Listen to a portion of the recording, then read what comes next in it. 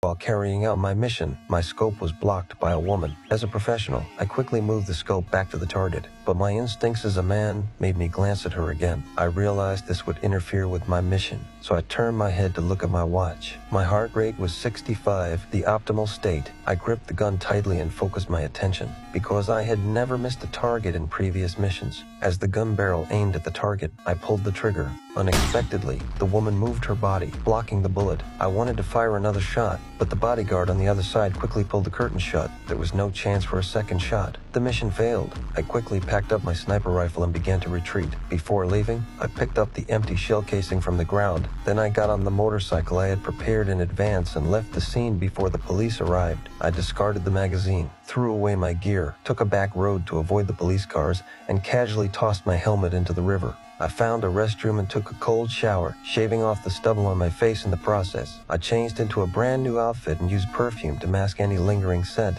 This transformed me into an ordinary traveler. I then hailed a taxi by the roadside and headed to the airport. Before entering the airport, I threw the last gun I had into a trash can. Even though I was so cautious, I was still worried that the police dogs might detect the gunpowder smell during security check, so I carefully looked around and quietly left the line. After arriving at the restroom, I washed my hands thoroughly again. While tidying up the sink, I decided to throw away my watch as well. After that, I bought a new ticket under a fake name. This allowed me to pass through security smoothly. I then reported the failed assassination mission to my superiors. After the call ended, I removed the SIM card and crushed the phone with my foot. Even after boarding the plane, I remained on high alert. I actually noticed a suspicious man in a suit and glasses. While I was processing the transfer procedures, the man in the suit reappeared in my field of vision. Years of professional training told me this man in a suit was a threat, so I decisively abandoned this flight and decided to stay at the airport for the night before leaving. At the hotel, I asked the waiter to bring me dinner, but I wasn't interested in the food on the plate. After the waiter left, I quickly locked the door, then picked up the plate cover and glass, placed the glass on the doorknob,